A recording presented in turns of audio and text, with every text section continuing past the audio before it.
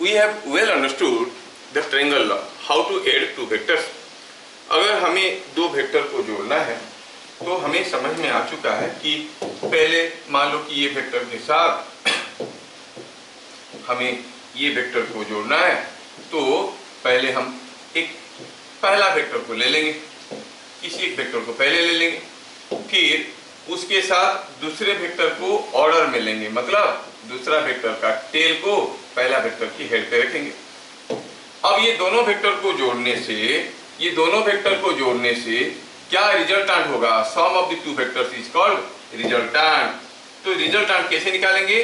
वो पहला वेक्टर की टेल से दूसरी वेक्टर की हेड तक जाएगा, ये है रिजल्टेंट। अगर ये हुआ वेक्टर ए, ये हुआ वेक्टर बी, तो ये वेक्टर को हम कहेंगे रिजल्टेंट वेक्टर, मतलब सम ऑफ ए एंड बी। ये सब हमें आता है, लेकिन हमें जो आता है उसका एक लिमिटेशन है। क्या लिमिटेशन है बताओ? अगर हमको ऐसे दो वेक्टर दे दिया गया, ड्रॉ करके कॉपी में बोला गया रिजल्टेंट निकालो, आप क्या करोगे? You clever, you will take a scale and pencil protractor, इसको लाओगे, इसको ड्रॉ करोगे, फिर इसको नाप लोगे, लाके इसको ड्रॉ करोगे, फिर इसको ड्रॉ करोगे। कोई पूछेगा कि बताओ रिजल्टेंट का मैग्नीट्यूड क्या है, तो फिर एक स्केल लगा के यहाँ से यहाँ तक का लेंथ को मेजर कर लोगे and that will give you the resultant sum of this vectors. लेकिन अगर आपको scale, pencil, protractor, graph paper कुछ नहीं दिया गया, बोला गया न्यूमेरिकली कैलकुलेट करो, ये जो अप्रोच था क्या था? Graphical approach. ग्राफिकली हम दो वेक्टर का सम कैसे निकालेंगे? आज हम एक बहुत ही इंपॉर्टेंट अप्रोच पढ़ने वाले हैं, that is called numerical approach. Calculate करके निकाल देंगे कि कितना होगा रिजल्टेंट। और आप चाहे कोई भी बोर्ड में हो, आपका जो पहला एग्जाम होगा स्कूल में, पक्का ये क्वेश्चन तो आएगा ही आएगा।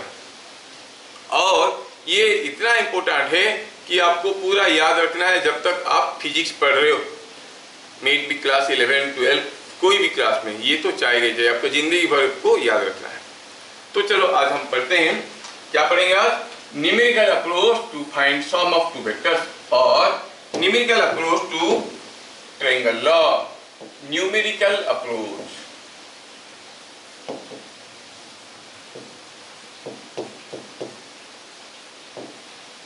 टू ट्रायंगल लॉ, मतलब दो वेक्टर अगर आपको दिया गया है और उनके बीच में एंगल भी दिया गया है और आपको पूछा गया बताओ रिजल्टेंट कितना होगा। ग्राफिकल फॉर्म में दिया तो करना सबको आता है। तो क्या आएगा क्वेश्चन? आपका क्वेश्चन आएगा derive an expression for magnitude and direction of resultant vector using triangle law. Question क्या आएगा? क्वेश्चन ऐसे आएगा, क्वेश्चन आएगा derive N expression for the magnitude and direction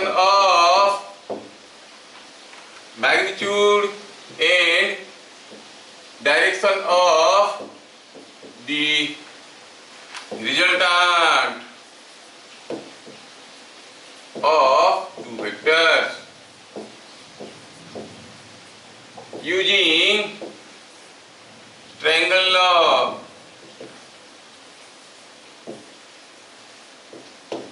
ये आएगा क्वेश्चन, पक्का लिख के रखो। आप कोई भी बोर्ड, कोई भी स्कूल, कोई भी कॉलेज में हो, कोई फर्क नहीं पड़ता, ये क्वेश्चन तो है। जैसे आपको एग्जाम में बैठोगे, क्वेश्चन मिलने से पहले भी आप आंसर लिखना शुरू कर देना, क्योंकि आया ही होगा पक्का, ये पक्का आएगा, क्योंकि बहुत इंपॉर्टेंट है। तो कैसे करेंगे? तो अभी हम क्या लिखेंगे सॉल्यूशन में, उसके बारे में अभी हम लिखने वाले हैं, ठीक है? केयरफुली देखना। कभी कभार लिखने के चक्कर में क्या होता है, हम लोग जो थीम है उसके पीछे जो अंडरस्टैंडिंग है वही भूल जाते हैं। मैं तो कहूँगा कि if you are smart enough, पूरे क्लास में बैठो और चीज़ों को समझ लो, बाद में लिख लेना देख के क्या है। और बहुत ईजी है, उतारने वालों के लिए बहुत डिफिकल्ट है। उतारोगे तो बहुत डिफिकल्ट लगेगा, समझ के लिखोगे तो बहुत इजी है, कुछ नहीं है, बस एक तो पाइथागोरस थ्योरम का यूज है, दैट्स ऑल, और कुछ नहीं है। चलिए करते हैं। Let A and B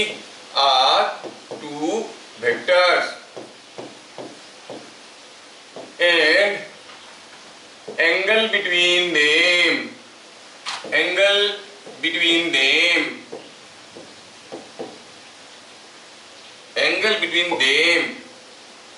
is theta.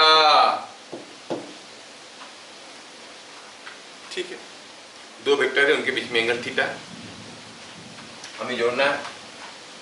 तो मान लो कि ये हुआ एक वेक्टर छोटा सा वेक्टर तो यहाँ ले लेते हैं, ये हुआ वेक्टर ए, चलो ये हुआ वेक्टर बी, ये दोनों वेक्टर को जोड़ना है, उनके बीच में एंगल थीटा है और हमें ट्रायंगल लॉ आता है। तो आप कहोगे जो रिजल्टेंट है वो कैसे निकालेंगे? पहले हम ए को लेंगे, ए को लेके ऐसे ड्रॉ करेंगे, फिर हम बी को लेंगे, बी को लेके ऐसे ड्रॉ करेंगे और यहाँ से हमें रिजल्टेंट मिल जाएगा। और आपको मालूम है कि जो रिजल्टेंट वेक्टर होगा वो नीचे से ऊपर की तरफ होगा, मतलब from the tail of A to the head of B. ये हमें पहले से मालूम है, ये रिजल्टेंट वेक्टर ये ए है, ये बी है। और दिया गया कि ए और बी के बीच में एंगल थीटा है। ए और बी के बीच में अगर एंगल थीटा है भैया, तो सोचो ये ए का हेड डायरेक्शन हुआ और ये बी हुआ, तो ऑब्वियसली ये एंगल है थीटा। हमें पूछा गया है आर का मैग्नीट्यूड बताओ, डायरेक्शन बताओ। ठीक, चलिए तो ये जो सेम फिगर था, इस फिगर को मैं थोड़ा बड़ा कर देता हूं। चलो मानते हैं कि ये हुआ वेक्टर ए, ये हुआ वेक्टर बी और ये हुआ, मैं थोड़ा जूम कर दिया हूं ताकि आपको दिखेगा, ये हुआ वेक्टर आर। मुझे आर का मैग्नीट्यूड चाहिए, आर का मैग्नीट्यूड चाहिए मतलब length of this arrow mark चाहिए। क्या दिया है? दिया है वेक्टर ए वेक्टर बी। अगर ये वेक्टर ए है तो आप कहोगे इसका जो लेंथ है that is magnitude of A, है कि नहीं? इसका जो लेंथ है that is magnitude of B. ये मालूम है, ये मालूम है। और क्या दिया है? और दिया है कि ये एंगल थीटा है। और बताओ कि आर का मैग्नीट्यूड क्या है। ठीक है, सॉल्व करने के लिए कैसे बढ़ेंगे आगे, थोड़ा बड़ा कर दिया ताकि आपको दिखेगा। यस, मैं थोड़ा नेमिंग करता हूं अपने हिसाब से। इस पॉइंट को ओ, ये ए, ये बी, और मैं क्या करता हूं यहाँ पे, मैं यहाँ पे कुछ कर रहा हूं। देखो ज्योमेट्रिकली मैं क्या कर रहा हूं, ये जो पॉइंट बी है वहां से मैं एक परपेंडिकुलर ड्रॉ करता हूं नीचे, लंब प्रदान कर ले। अगर ये हो गया परपेंडिकुलर, चलो इस पॉइंट को कहते हैं सी। कोई तकलीफ नहीं, ये एंगल 90 डिग्री। तो मुझे करना क्या था? आर का मैग्नीट्यूड पता करना। मैं कैसे निकालूंगा आर का मैग्नीट्यूड? और कैसे कैसे करके कुछ भी दाव पेच लगा के मैं ओसी निकाल दूंगा। ओसी देखो, OBC is a right angle triangle, है कि नहीं? ओबीसी अगर एक राइट एंगल ट्रायंगल है, कैसे कैसे करके अगर मैं ओसी निकाल दूंगा और बीसी निकाल दूंगा, तो ये और ये मालूम है, तो आर निकाल सकते हैं क्या? क्या कोई मुझे बता सकता है आर का मैग्नीट्यूड क्या है? ओबी। हमें मालूम है आर का मैग्नीट्यूड ओबी, और ओबी अगर निकालना है तो कैसे निकालेंगे? अगर कैसे कैसे करके हम ओसी पता कर लेते हैं और ये बीसी पता कर देते हैं, तो ओबी कैसे पता करेंगे? ओसी का स्क्वायर बीसी का स्क्वायर। मेरा काम यहीं पे खत्म। आर का मैग्नीट्यूड पूछा था, ओबी निकालना है, तो हमारा सारा मुश्किल कहाँ पे? ओसी निकालने में, बीसी निकालने में। बस देखो कितना आसान हो गया। अब ओसी कैसे निकालेंगे, बीसी कैसे निकालेंगे? चलो, जो लोग अच्छे बच्चे हैं वो क्या करेंगे, बाद में जाके वीडियो नहीं उतारेंगे, खुद से कर लेंगे। अभी अगर समझ गए हैं तो हमें चाहिए ओबी। क्यों चाहिए ओबी? क्योंकि वही तो लेंथ ऑफ आर है, और length represents magnitude. Magnitude of R पता करना है तो ओबी पता करना है, मतलब हमें किसी तरह से बीसी और ओसी पता करना है। इन फिगर शोन, क्या कोई मुझे बताएगा व्हाट इज ओए? ओए is length of this arrow mark. ये एरो मार्क का, ये एरो मार्क कौन है? वेक्टर ए है। क्या रिप्रेजेंट करेगा? Magnitude of A. क्या बात समझ में आया? Length of the arrow mark represents magnitude OA. अच्छा, AB क्या है? AB is magnitude of B, ये length is magnitude of B, ये भी समझ में आ गया। मुझे OC चाहिए, OA लेके क्या करूंगा? अगर कैसे कैसे मुझे AC मिल जाएगा तो मैं OC निकाल दूंगा, AC निकालना है। तो चलो look at this ABC triangle, छोटा सा ट्रायंगल है। इन ABC ट्रायंगल, क्या कोई मुझे बताएगा in ABC triangle what is AC by AB? AC by AB क्या देता है? ये एंगल थीटा दिया हुआ है, देखो this will behave as the base and this will behave as the perpendicular, this as the hypotenuse। तो क्या आ गया? ये AC हो गया बेस और ये B by H। B by H क्या होता है? Sine theta, cos theta, tan theta, cot theta, क्या होता है? कॉस थीटा होता है। तो मिल गया, ये हो गया कॉस थीटा। हाँ, थीटा तो हमें दिया है। Angle between A and B is known to us, हमें वेक्टर A मालूम है, वेक्टर B मालूम है, उनके बीच में एंगल मालूम है। तो इससे पता चल गया कि जो AC के बारे में बात कर रहे थे वो AC है कितना? AB को इधर ले लो, it is AB cos theta. क्या बात समझ में आया? yes। लेकिन ये AB क्या था?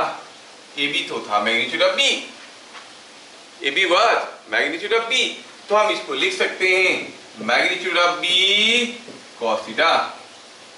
हाँ, हमें AC मिल गया, OA पहले से मालूम है कि A है, तो OC कितना हुआ? दिस प्लस दिस, हो गया काम हमारा। Now we got what is OC, that is OA plus AC। AC पता कर चुके हैं, लेकिन अभी काम खत्म नहीं हुआ, हमें BC भी तो पता करना है।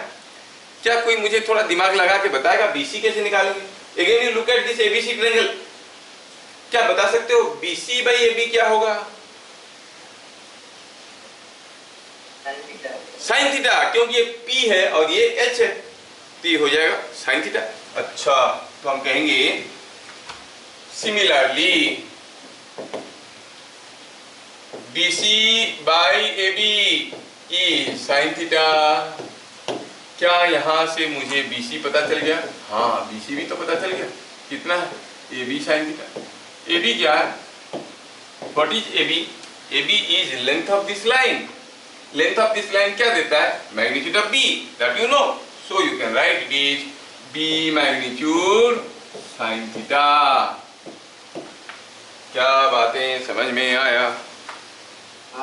Yes sir. अब मुझे चाहिए क्या था? क्या कर रहे हैं हम लोग यहाँ पर अभी? Magnitude and direction of R। हम कहेंगे मैग्नीट्यूड ऑफ R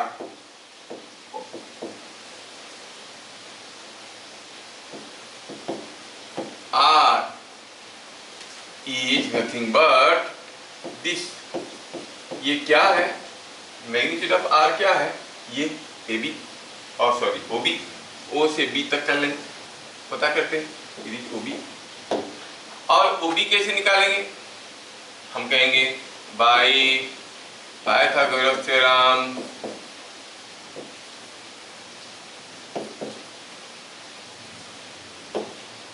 OB का square is equal to, OB का स्क्वायर इज इक्वल टू, बताओ, OB का square is equal to OC का स्क्वायर प्लस BC का स्क्वायर। यस यस, देखो कितना आसान है। OC का स्क्वायर प्लस BC का स्क्वायर, लेकिन OC क्या है? OC तो है OA प्लस AC। OC क्या था? OA प्लस AC, बढ़िया। इसका स्क्वायर, BC का स्क्वायर, BC का स्क्वायर तो BC का स्क्वायर, इसको क्या करना है? थोड़ा इसको एक्सपांड करते हैं, OA का स्क्वायर प्लस AC का स्क्वायर, इन दोनों को एक्सपांड करते हैं। जब इसको एक्सपांड करेंगे OA प्लस AC का होल स्क्वायर, तो A प्लस B का होल स्क्वायर फॉर्मूला तो सबको आता होगा। ये क्या बनेगा? OA का स्क्वायर प्लस AC का square plus twice of OA into AC। क्या बात समझ में आया? और ये BC का स्क्वायर, तो इसके साथ और BC का स्क्वायर जोड़ेंगे। अब यहाँ पर थोड़ा सा दिमाग लगता है, थोड़ा सा, एकदम 1 मिलीग्राम ब्रेन। सोचो कि यहाँ पर एक BC का स्क्वायर है, ये BC का स्क्वायर और ये AC का स्क्वायर, ये मिलके हमें क्या देंगे? BC का स्क्वायर प्लस AC का स्क्वायर मिलके क्या देंगे? AB का स्क्वायर। यस, तो हम कहेंगे हियर, इन दोनों की जगह हम क्या लिख सकते हैं? हम कहेंगे कि ये हो गया, इन दोनों को जोड़ दिए, ये और ये मिलके होगी AB का स्क्वायर, तो हो गया OA का स्क्वायर। किसको जोड़ रहे हैं? इसको और इसको, तो हो गया AB का square plus 2OA dot AC। क्या बात समझ में आया? खत्म हो गई कहानी, यहीं पे कहानी खत्म। चलो फिर से इसको दोबारा दूसरे पेज में लेते हैं। OB का square is equal to, OB का square is equal to OA का स्क्वायर प्लस AB का स्क्वायर, OA का स्क्वायर प्लस AB का square plus 2OA into AC, 2OA into AC। बस ये जो OB है, OB क्या था? OB was magnitude of R। Value डालें सबका, मैग्नीट्यूड ऑफ R का square is equal to OA का स्क्वायर। कौन बताएगा OA का स्क्वायर? OA क्या था? What was OA? फिगर पे देख के बताओ, OA क्या था?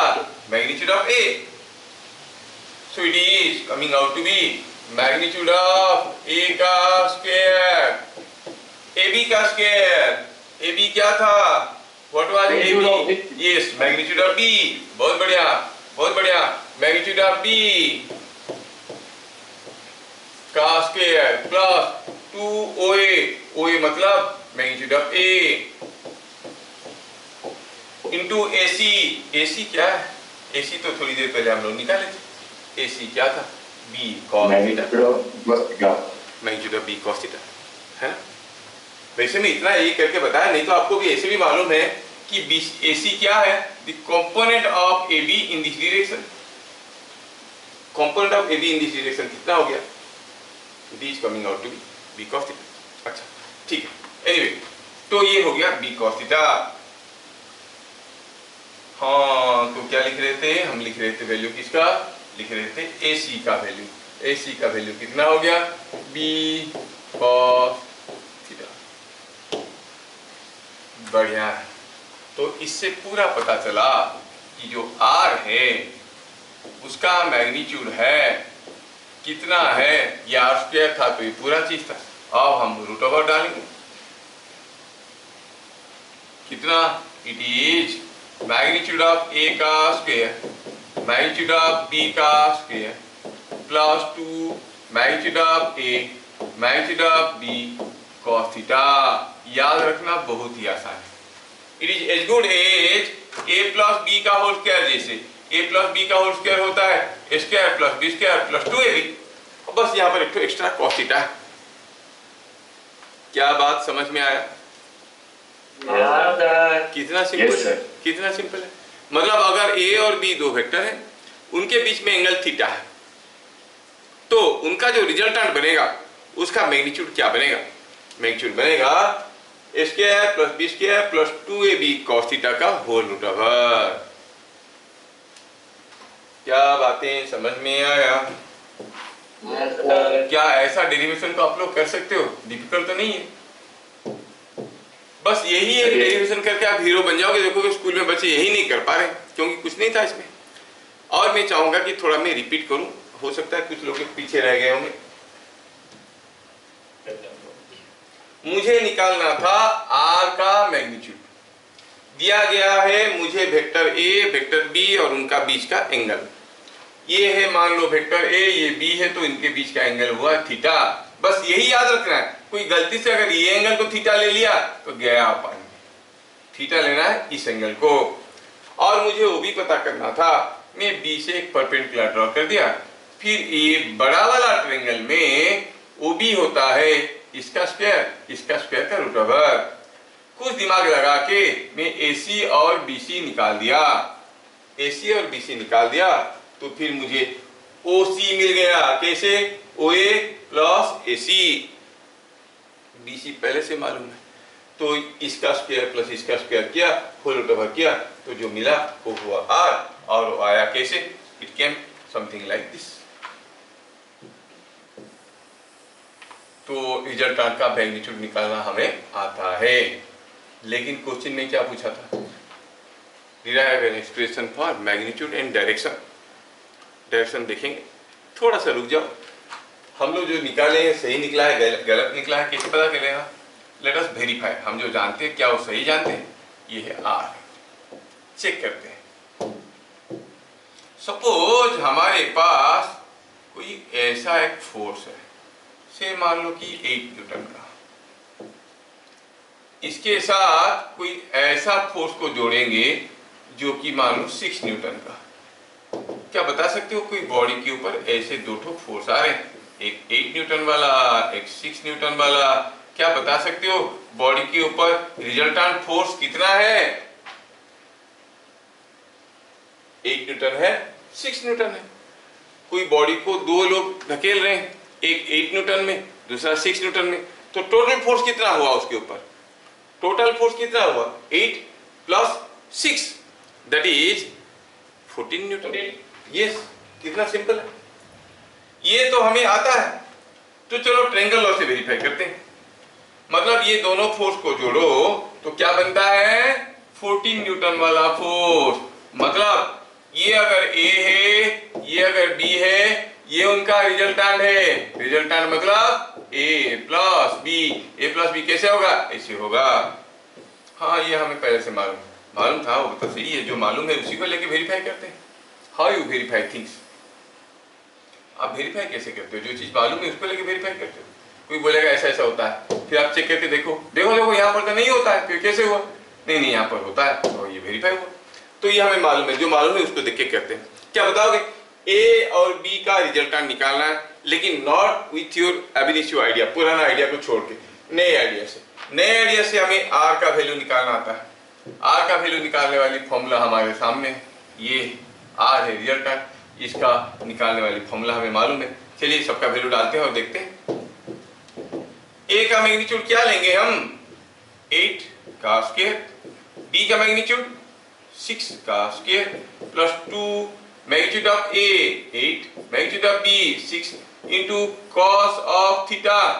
कोई बताएगा थीटा क्या है? यहाँ पर angle between the two vectors. दोनों वेक्टर सेम डायरेक्शन में हैं, तो उनके बीच में एंगल क्या होगा? दो वेक्टर सेम डायरेक्शन में, तो एंगल क्या होगा? 0। Simple, cos 0। और cos 0 का वैल्यू कितना होता है? What is value of cos 0? cos 0 is 1। cos 0 का वैल्यू 1 होता है, तो ये 1 हो गया।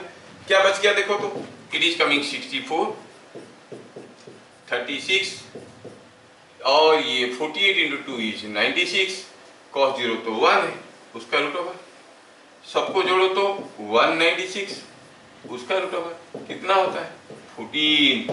हाँ देखा, जो आप पहले से जानते थे वही है। Using the formula also we are getting the same thing.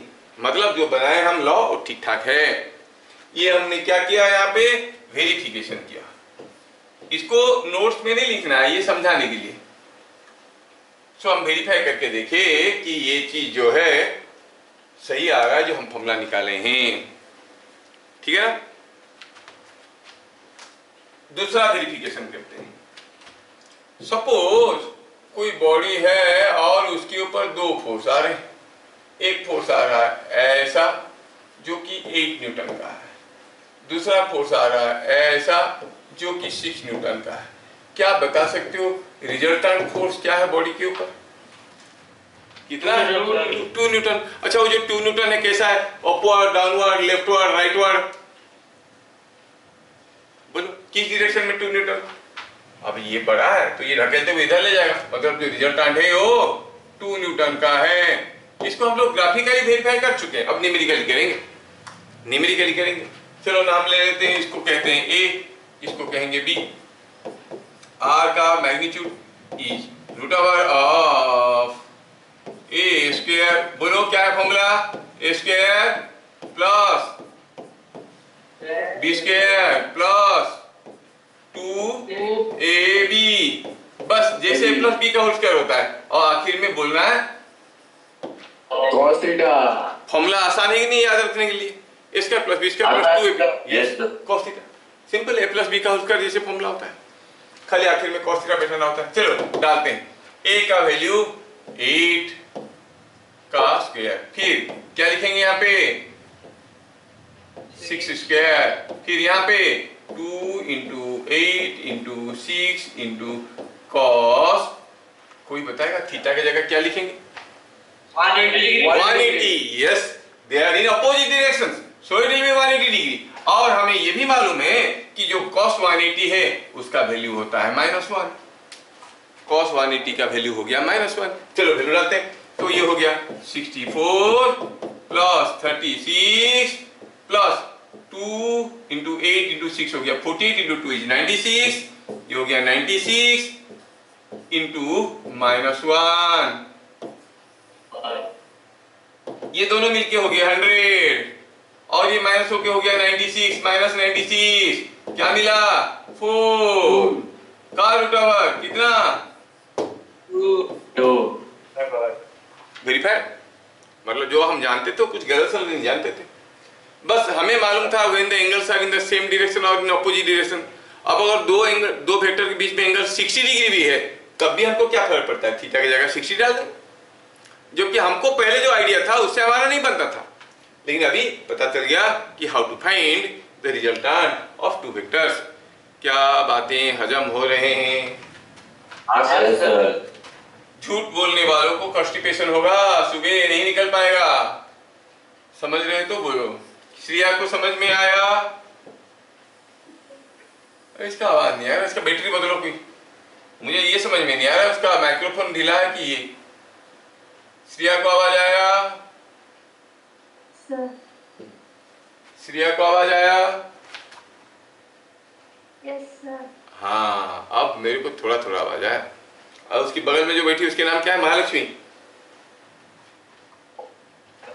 उसका नाम क्या है? Who is the other girl? मुझे वो समझ में नहीं आ रहा, बीच बीच में वो मुंह लाता है माइक्रोफोन पर, सूंघ के जाता है कि कुछ बोल के जाता है, बोलो जोर से, नाम क्या है? विकास। अरे हाँ मैं तो भूल गया था, ठीक है। स्वस्तिका, सुश्रिका, सुश्रिका बोला कि स्वस्तिका बोला? विकास। तुम बोल दो, श्रेया बोल दो, क्या बोल रही हो? सुश्रिका। सुश्रिका, अच्छा, उसका सू कहीं गायब हो जाता है, खाली मुझे का सुनाई देता है। चलो ये समझ में आ गया। तो अभी हमें जितना समझ में आया इसमें से समझ में ये आया कि अगर दो वेक्टर उनके बीच में एंगल दिया हुआ है तो मुझे रिजल्टेंट निकालना आता है। क्लियर? अब क्वेश्चन में क्या दिया था? क्वेश्चन में दिया था derive an expression for the magnitude and direction. Direction बताना है। डायरेक्शन कैसे बताओगे? आप देख रहे हो कि जो रिजल्टेंट आप निकाले उसका डायरेक्शन कुछ ऐसा है, ये डायरेक्शन है। तो कोई पूछेगा आर का डायरेक्शन क्या, आप ऐसे ऐसे करोगे तो थोड़ी उसको समझ में आएगा, उसको बताना पड़ेगा कि कौन सा direction exactly. For that to know the direction of R, चलो मानते हैं कि आर ए के साथ अल्फा एंगल कर रहा है। सर क्यों ऐसे मानेंगे? अरे जब भी हम कोई चीज का डायरेक्शन देते हैं कैसे देते हैं? In reference to what is known. जैसे मान लो कि आप जाओगे बरगढ़ में कोचिंग सेंटर में, कोई पूछेगा कहाँ है कोचिंग सेंटर में जाना चाहता हूँ, तो आप पूछोगे क्या वहाँ पर जो शिवानंद जी की आश्रम है देखे हो? हाँ देखे, तो उसके बगल में, मतलब जो मालूम है उसके रेफरेंस में दूसरे के डायरेक्शन देते हैं। ए हमें दिया गया है, ए हमें मालूम है, तो ए के साथ क्या एंगल कर रहा है बता देंगे तो आर का भी डायरेक्शन पता चल गया। ठीक है ना? तो कैसे लिखेंगे? लेट, अब बात कर रहे हैं डायरेक्शन ऑफ आर की, बात कर रहे हैं डायरेक्शन ऑफ आर का। So note is continuing now. Direction of R. Let R makes angle alpha with let R makes angle alpha with vector A. Then अब हमें अल्फा बताना है, अल्फा कितना है, कैसे पता करेंगे? चलो देखते हैं। अल्फा पता करना है, ये अल्फा अल्फा कहाँ है, ये वाला अल्फा पता करना है। अच्छा, ए के साथ अल्फा एंगल करना है, अल्फा कितना है पता करना है। Look at this OBC triangle. OBC triangle, ये OBC ट्रायंगल में क्या आप मुझे बता सकते हो कि what is tan alpha? OBC triangle में, OBC ट्रायंगल में tan अल्फा होता है P बाई बी। P हो गया ये BC बाय OC, खत्म कहानी। तो हम कहेंगे, क्या कहेंगे? Yes, then in OBC triangle tan alpha is equal to BC by OC। जबकि BC तो BC समझ में आता है, लेकिन ये जो OC है, ये OC क्या था? ध्यान देखें तो ये OC था OA प्लस AC। हम कहेंगे it is OA plus AC। हाँ, BC क्या था? याद होगा तो आप बता सकोगे कि BC क्या था? BC वाज कहाँ गया BC? अरे BC इधर कहीं था। हाँ, BC was B sine theta, है कि नहीं? BC was B sine theta, और BC was B sine theta, और AC क्या था? B cos theta. बढ़िया।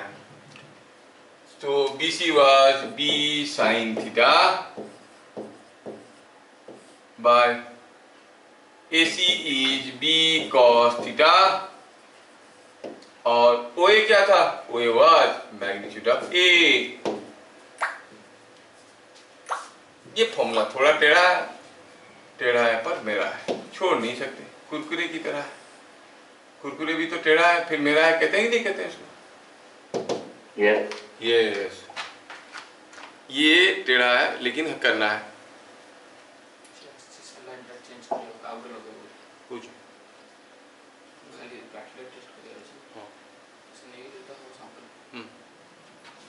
So you find it is coming out to be A plus B cos theta, tan alpha is equal to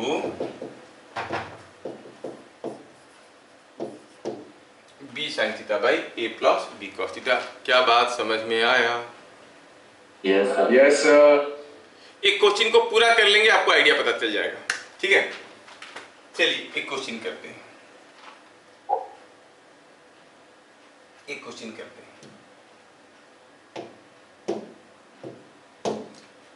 फा फा फा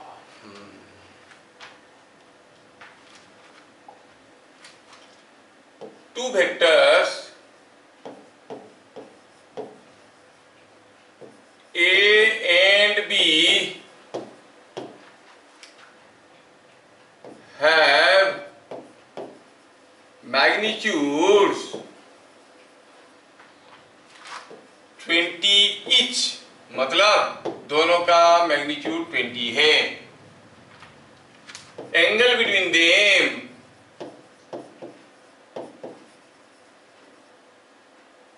is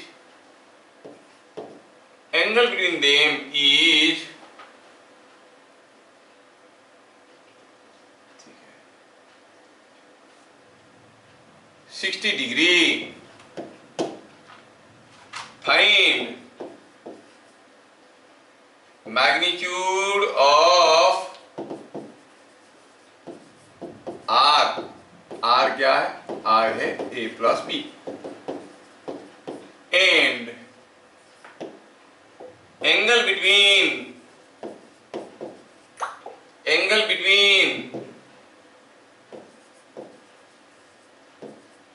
A and R। क्या आपको question समझ में आया? देखिए, दो वेक्टर है, दोनों का मैग्नीट्यूड 20 है, 20 ईच। मतलब इसका भी मैग्नीट्यूड 20 है, उसका भी मैग्नीट्यूड 20 है। बढ़िया, थोड़ा सा आप सोचो, अच्छा लगेगा अगर आप लोग कर लोगे। क्वेश्चन को पढ़ो और समझो। मैं खाली आपको इतना सपोर्ट कर देता हूं, दिया है कि ए का मैग्नीट्यूड कितना है, डी के बराबर है। डी का मैग्नीट्यूड कितना है, 20 है। दोनों के बीच में एंगल क्या है, 60 डिग्री है। क्या निकालना है, आर का मैग्नीट्यूड एंड अल्फा। क्वेश्चन समझ में आ गया? इतनी तो है बात। क्या है कोई जो मुझे बताएगा आर का मैग्नीट्यूड कैसे निकालते हैं? आर का magnitude is equal to root over of A square plus A B square plus B square plus आगे 2ab cos थीटा। देखा, याद रह गया कुछ लोगों को। वैल्यू डालें, 20 का square 2 into 20 into cos 60 whole root over. बढ़िया, 20 का स्क्वायर होता है 400, ये भी 400, ये 20 इंटू 20 फिर से 20 का स्क्वायर 400, 2 इंटू 400 इज 800 और cos 60 होता है 1/2।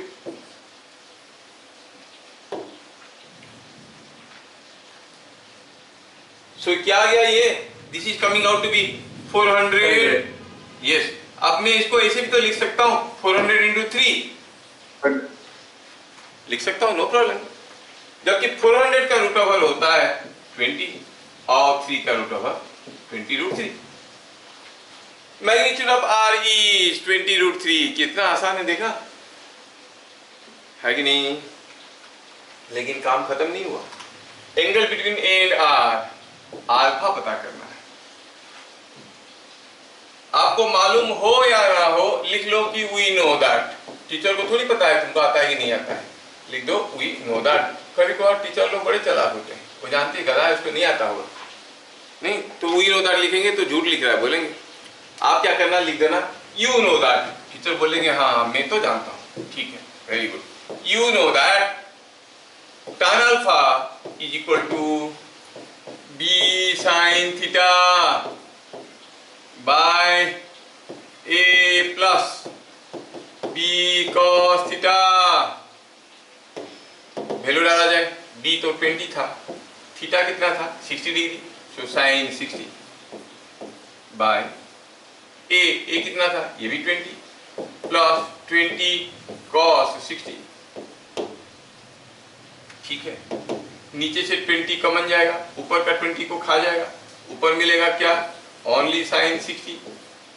नीचे क्या बनेगा, नीचे बनेगा 1 प्लस 20 चला गया कॉमन, cos 60।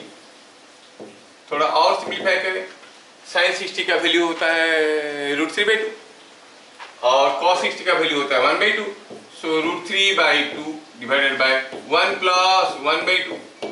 अब 1 प्लस 1/2 होता है 3/2, सो ये हो गया √3/2 और 1 प्लस 1/2 होता है 3/2, डिवाइड हुआ है इसलिए इसको उल्टा कर देंगे, 2 को खा गया, मेरा √3/3 जिसका वैल्यू है 1/√3। But that whole thing is equal to tan alpha.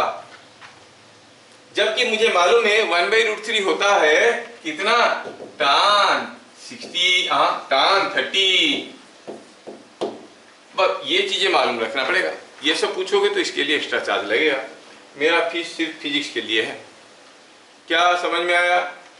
तो अगर tan alpha equal to tan 30 हुआ तो अल्फा क्या मिला, बन गया। क्या सबको समझ में आया? Yes, sir. क्या ऐसा दूसरा क्वेश्चन आप लोग कर सकते हो? Yes, sir. करके दिखाओ। अगला क्वेश्चन, Yes, sir. अगला question. Given A is equal to 10, B is equal to 10√3 and A is perpendicular to B, ऐसा साइन का मतलब perpendicular to B. Find magnitude of R and angle between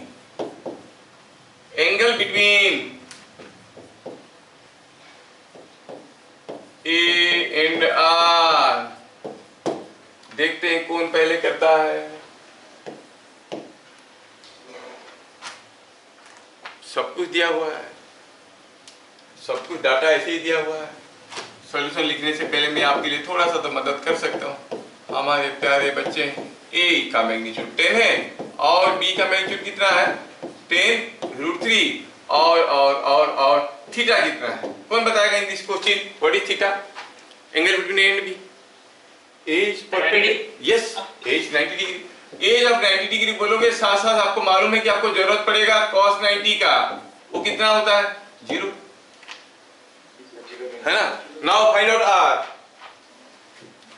बताओ कौन बताएगा पहले आर का magnitude?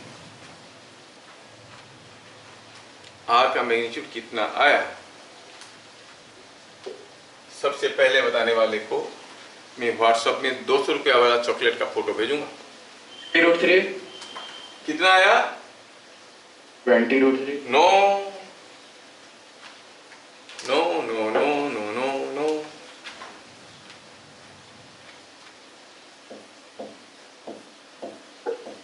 कभी कभार ना ऐसे रूट ओवर साइन देके लिखने से गंदा दिखता है, इसलिए आर स्क्वायर करके लिखेंगे। रूट ओवर साइन देना नहीं पड़ेगा, आखिर में आर स्क्वायर का रूट ओवर निकालेंगे, है ना? आर स्क्वायर हो गया ए का मैग्नीट्यूड का स्क्वायर, बी का मैग्नीट्यूड का स्क्वायर, 2ab cos थीटा। अब से बोल के रखता हूं, अगले क्लास पूछूंगा ट्रायंगल लॉ वाला फॉर्मूला। जो लोग नहीं बता पाएंगे वो लोग सिंपली क्लास छोड़ के चले जाएंगे। I am that serious, be very serious. अगले क्लास पूछूंगा, बताओ ट्रायंगल लॉ में रिजल्टेंट का फॉर्मूला क्या था? जो लोग नहीं बोल पाएंगे चुपचाप निकल के चले जाना, भगाऊंगा नहीं, ठीक है? क्योंकि इतना इंपॉर्टेंट है ये। तो ये हो गया a square plus b square plus 2ab cos theta. हाँ वैल्यू डाल, a का स्क्वायर तो 10 का स्क्वायर, b का स्क्वायर तो 10√3 का स्क्वायर, 2 × 10 × 10√3 × cos 90 होता है 0। तो ये जो पूरा का पूरा चीज है ये गया। बच गया क्या? बच गया 10 का स्क्वायर 100, 10√3 का स्क्वायर, 10√3 का स्क्वायर होता है 10 का स्क्वायर × √3 का स्क्वायर, दैट इज 3, है ना? तो 10√3 का स्क्वायर कितना हो जाएगा? 10 का स्क्वायर 100 × √3 का। जैसे आप xy का स्क्वायर कहते हो तो क्या कहते हो? x square plus y square, exact x square × y square. ऐसे ही आपको हो गया 10 का स्क्वायर हो गया 100, √3 का स्क्वायर 3 तो हो गया 300, बाकी पूरा चीज तो इधर 0। It is coming 400। आर का स्क्वायर आ गया 400। मैं क्यों रूट ओवर साइन नहीं दिया? मैं इधर स्क्वायर लिख दिया था, नहीं तो बार बार रूट ओवर साइन देने में लिखने में थोड़ा गंदा दिखता है। तो अब मैं लिख सकता हूं कि आर का मैग्नीट्यूड क्या है? It is root over of 400। अब रूट ओवर ऑफ 400 क्या होगा? कितना होगा? 20। अच्छा सोचो और बताओ, मुझे +20 लिखना चाहिए कि -20 लिखना चाहिए कि दोनों? नहीं, हम पहला क्लास में बताए हैं magnitude of A vector is always positive. वो कभी नेगेटिव हो ही नहीं सकता। तो हमें क्या लिखना चाहिए? Only positive. हो सकता है कोई दोस्त आपको, आप किसी को पूछ सकते हो, कोई ज्यादा इंटेलिजेंट दिखा है तो बोलना कि रूट ओवर निकाला तो +-20 में से क्या लिखना चाहिए? +20 कि -20? Magnitude of a vector cannot be negative. Why? Because magnitude of a vector is nothing but length of the arrow mark, and length cannot be negative. Length is always positive. है कि नहीं? तो हम लिख दिए +20। R का magnitude मिल गया। Magnitude of R is found. Angle between A and R. चलिए, angle between A and R करते हैं। Let alpha is angle between A and R। मैं जब ऐसे B/W लिखता हूं, that is for between, ठीक है? तो क्या किसी को याद है tan अल्फा का formula? B sine theta by A plus B cos theta.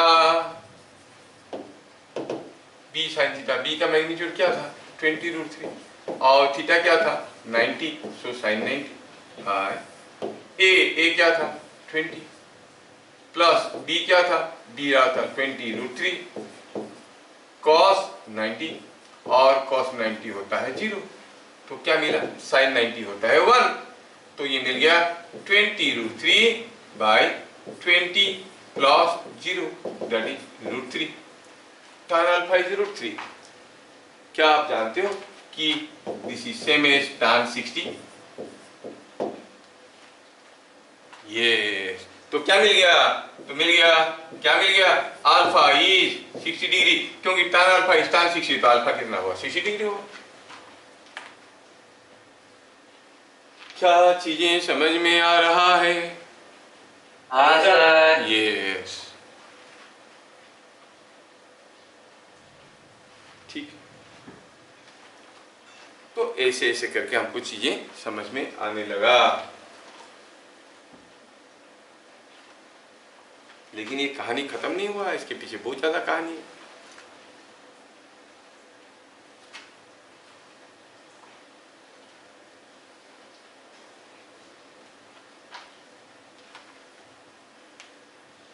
और अगर कोई थोड़ा स्मार्ट है, दूसरे तरीके से करना चाहेगा, सेकंड मेथड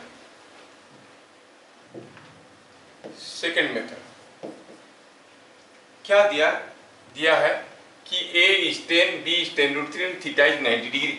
मतलब क्या है, मतलब है कि a है 10, b है 10√3 और इनके बीच में एंगल 90 डिग्री है, मतलब ये जो एंगल है वो 90 डिग्री है। ये दिया है 10 और ये दिया है 10√3, ये है A, ये है B, मुझे R पूछा है। सुश्री का R कैसे होगा, ऊपर से नीचे कि नीचे से ऊपर? So nice. तो ये लड़की के मुंह में जुबान है, तो ये नीचे से ऊपर होगा। अच्छा, हम लोग कुछ फॉर्मूला लगा के आर का मैग्नीट्यूड निकाले। अभी अगर मुझे आर का मैग्नीट्यूड पूछेगा तो मुझे ज्यादा दिमाग लगाने की जरूरत है क्या, क्योंकि एंगल 90 डिग्री है, तो इसका स्क्वायर प्लस इसका स्क्वायर प्लस होल ओवर कर देंगे, ऐसे भी सीधे सीधे मिल जाएगा, हमें मेहनत करने की जरूरत नहीं है। हम कहेंगे r इज 10 का स्क्वायर 10√3 का स्क्वायर होल ओवर, 10 का स्क्वायर 100, 10√3 का square 300 whole over, 400 whole over 20। ये आसान हो गया क्योंकि एंगल 90 डिग्री था। पूछा है ए और आर के बीच में एंगल बताओ, कितना आसान चीज है। मान लो अल्फा है, then what is tan alpha?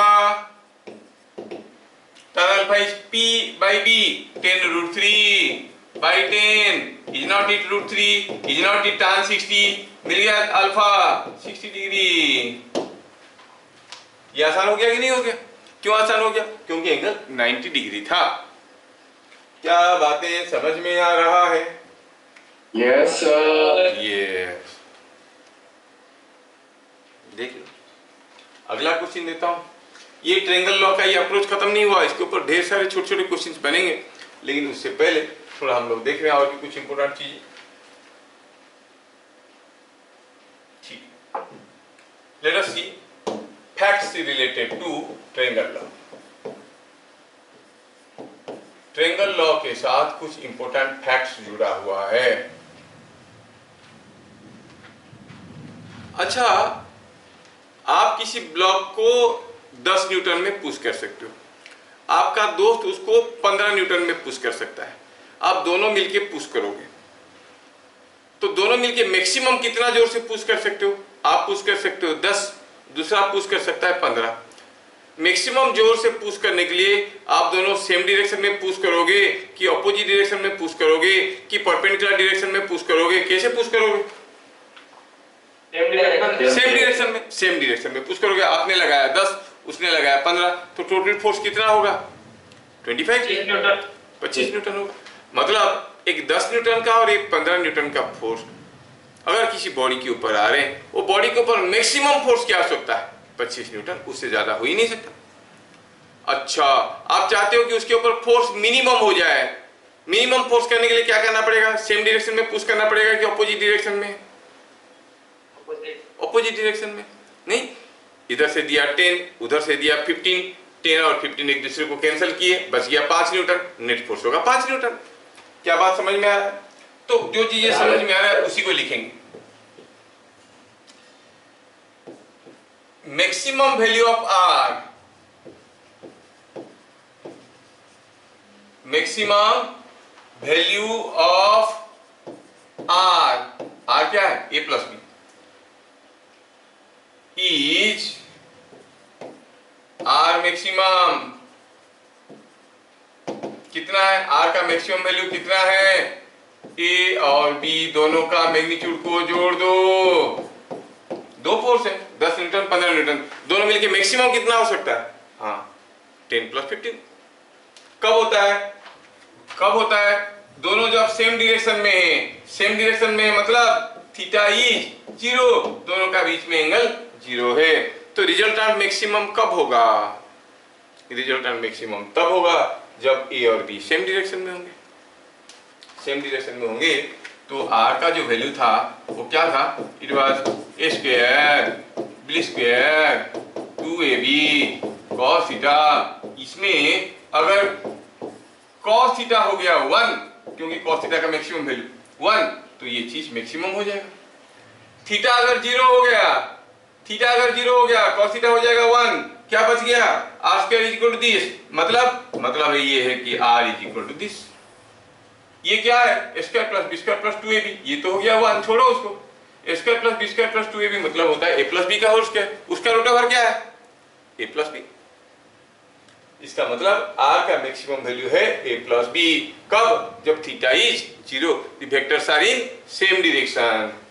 क्या बात समझ में आया? Yes sir. यस।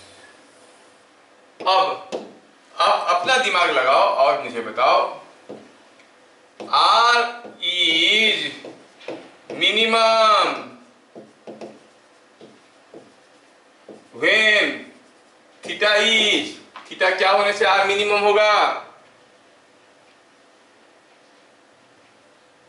क्या होने से थीटा मिनिमम होगा? दोनों के बीच में क्या एंगल होना चाहिए? दोनों वेक्टर सेम डायरेक्शन में होना चाहिए कि ऑपोजिट डायरेक्शन में होना चाहिए? ऑपोजिट होना चाहिए। तो थीटा का वैल्यू क्या होगा? 180 डिग्री। और R का मिनिमम वैल्यू क्या होगा? R का मिनिमम वैल्यू क्या होगा? फॉर्मूला लगाएं। अभी तो हम जानते थे एक 15 न्यूटन और 10 न्यूटन ऑपोजिट डायरेक्शन में आएंगे तो नेट फोर्स क्या बनेगा? 15 - 10। फॉर्मूला से देख लेते हैं। इट इज क्या था? Square plus B square plus 2ab into cos theta is cos 180 whole over. cos 180 होता है -1, तो ये बन गया a square plus B square और ये -1 बनने के कारण -2ab। क्या बात समझ में आया? अब ये a square plus B square -2ab किसका फॉर्मूला है? a माइनस बी का होल स्क्वायर। नहीं, a माइनस बी का होल स्क्वायर का root over is a minus B. तो क्या मिला कि this is equal to a magnitude of a minus magnitude of b। जो हम बोल रहे थे 15 न्यूटन 10 न्यूटन ऑपोजिट डायरेक्शन में आ रहा है, नेट फोर्स कितना होगा? 15 - 10। तो R का मिनिमम वैल्यू क्या हो गया? ये पूरा चीज नहीं लिखना है, ये सब क्वेश्चन के लिए बता रहा हूं। तो R का मिनिमम वैल्यू हो गया a माइनस b। R का maximum value a plus b। क्या बातें समझ में आ रहा है? यस। इसका मतलब ये हुआ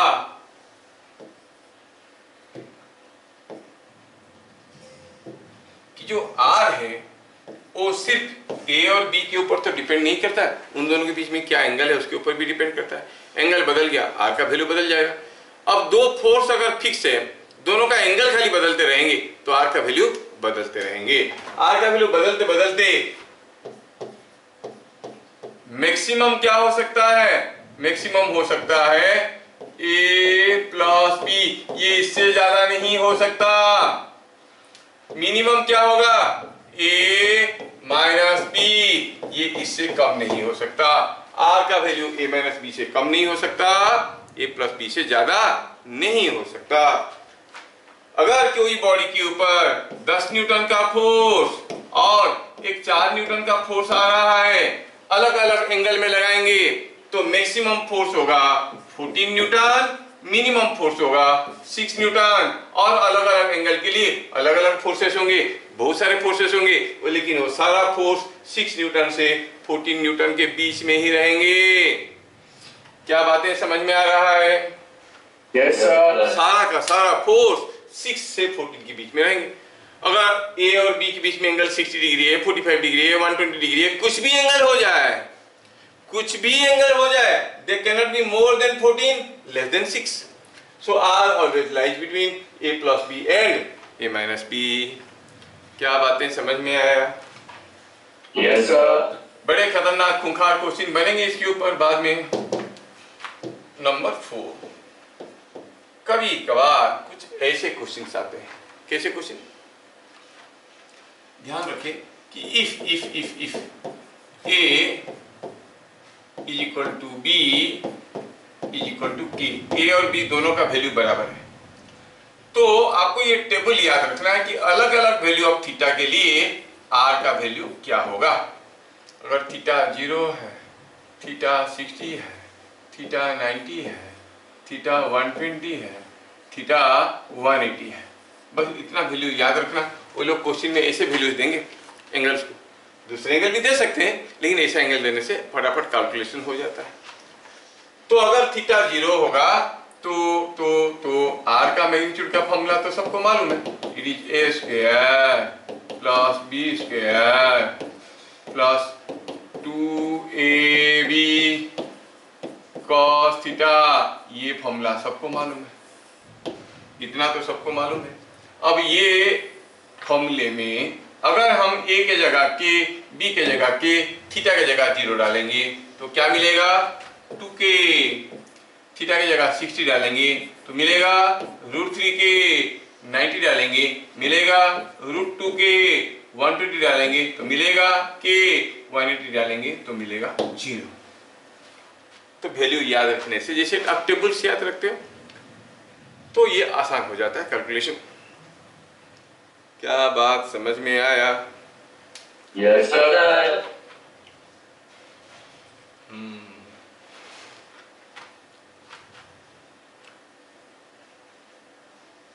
तीसरा हुआ if angle between A and B is theta,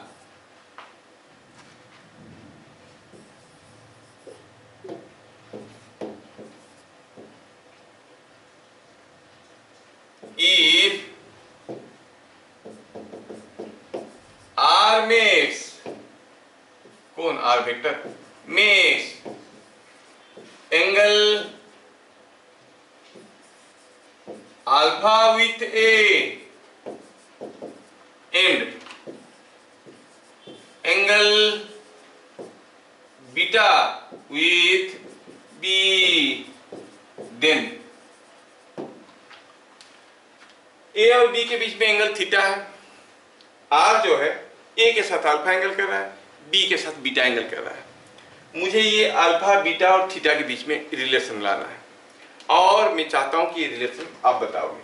मैं नहीं बताने वाला, नहीं बता पाओगे तो यहीं पे क्लास छोड़ देंगे। ये है कोई वेक्टर A, ये है कोई वेक्टर B, और ये हो गया वेक्टर R। क्या दिया है? दिया है कि A और B के बीच में एंगल है थीटा। ध्यान से बताना मेरा इज्जत रखने के लिए, A और B के बीच में एंगल है थीटा। ये है A, ये है B, ये है R। ये एंगल दिया है थीटा। R और A के बीच में एंगल है अल्फा। R और B के बीच में एंगल, B कैसा है, B ऐसा है। अच्छा, और आर तो ऐसा है, तो दिया है आर और बी के बीच में एंगल क्या है, बीटा। इतना डाटा दिया है। इस डाटे से आपको पता करना है कि भैया बताओ what is the relation between alpha beta and theta. सोचो सोचो, क्या आप ये एंगल बता सकते हो? Angle beta. Angle beta, simple है। और क्या आपको मालूम है कि किसी ट्रायंगल का sum of internal angles is equal to external angle? Yes sir. तो फिर क्या मिल गया, थीटा क्या हो गया, अल्फा प्लस बीटा। समझ में आया क्या? तो रिलेशन क्या हो गया, theta is then theta is alpha plus beta. क्या बातें समझ में आ रहा है? Yes sir. जी सर। यस, देखो कितना आसान चीज है। देखो ये फिगर सबको समझ में आ रहा होगा। ये theta should be equal to alpha plus beta sum of internal angles. Internal angle को जोड़ोगे तो एक्सटर्नल एंगल मिलेगा। यहां पे ट्रायंगल लॉ का थ्योरी खत्म हो जाता है। अब इसके ऊपर कुछ न्यूमेरिकल देखना है। I'll send you a set of questions on this. आप लोग ट्राई करके लेके आना, ठीक है? ट्राई करके लेके आना, फिर उसको हम लोग क्लास में करेंगे और फिर इसको आगे बढ़ाएंगे। We'll see it again in the next class. किसी को कुछ पूछना है? No. तो आज की सेवा यहाँ पे समाप्त करते हैं, फिर मिलेंगे अगले क्लास। तब तक के लिए जय हिंद। जय सर। नमस्ते सर। नमस्ते।